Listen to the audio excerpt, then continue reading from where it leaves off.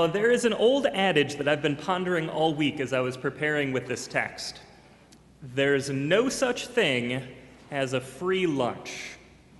Which is funny, because just this week I have had my lunch purchased by other people 3 separate times. So apparently, there is. But this phrase actually originated over 100 years ago.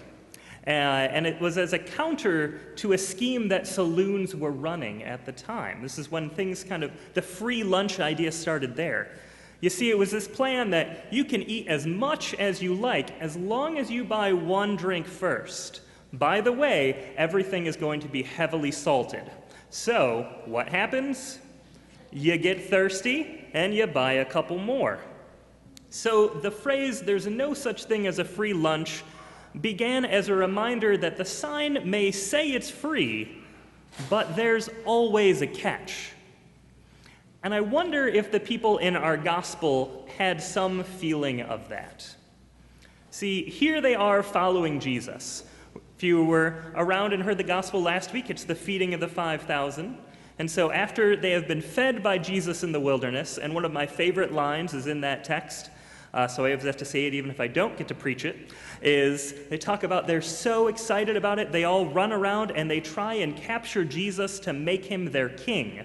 Because, well, if you have a free lunch machine, you want to keep it around.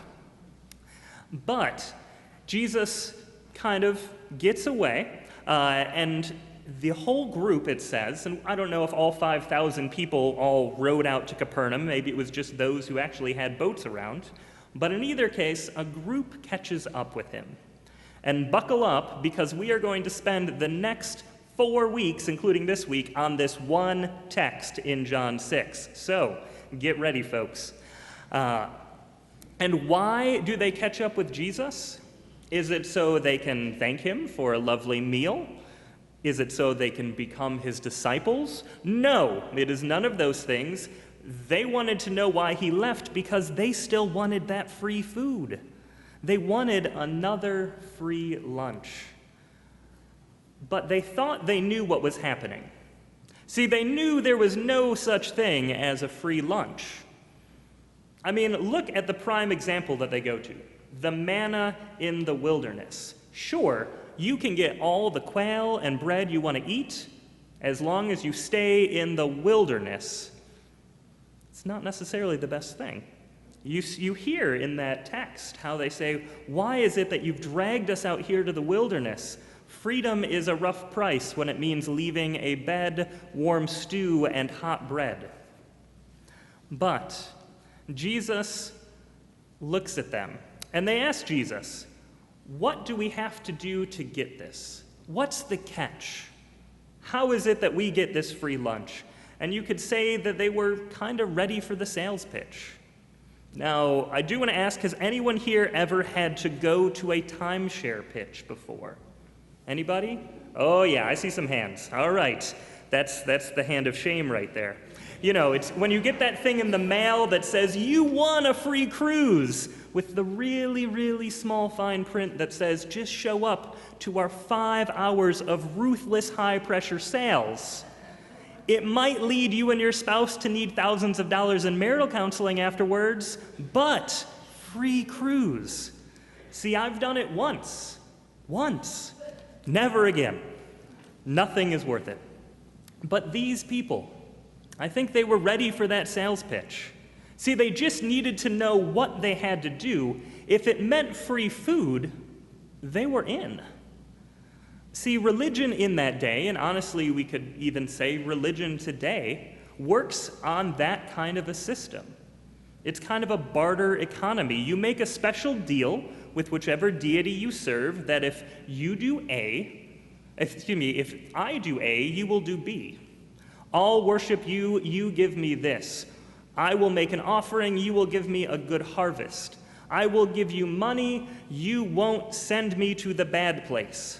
I'll live a good life, and you'll give me a better life next time around. See, we have this oftentimes in religions across the world, this system. And they wanted to know from Jesus, all right, if we're going to get food, what are we going to have to do for it? And here's the crazy thing. Jesus gives them the pitch. And are you ready for this, everyone? For the low, low price of, you just got to believe I'm who I say I am. Believe that I'm the one who was sent by God. And they say, all right, Jesus, we can do that, but we want God to go first. And don't we all? Isn't it so often that we want God to go first? I mean, isn't that the prayer of the man in the foxhole? Get me out of this, God, and I will never drink another day in my life. I will never swear. I will never do X, Y, Z. It was certainly the prayer of Martin Luther as he stood under this tree praying to St. Anne, save me and I will become a monk. They just needed one more sign, and they were willing to sign right there on the dotted line. Oh, how about that manna from heaven, they say. You know, that was a great one. It's a classic. Would you do that one for us? And don't you love how the miracle that Jesus just performed the day before doesn't seem to count? The first one's free, I guess. But they needed just one more miracle, one more sign.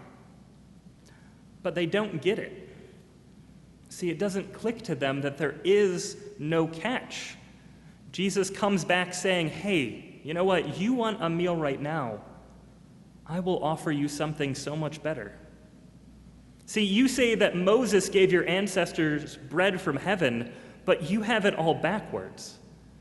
It's not Moses who gave. It's God who gives. Do you notice the switch there?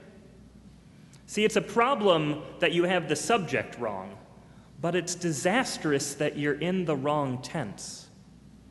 Because Jesus is the bread of life that is right here, right now, that God gives. And as true as those words were 2,000 years ago, they are just as true today. Jesus is the bread of life that takes away all hunger, that removes all thirst. But he doesn't do that by raining down manna from the sky.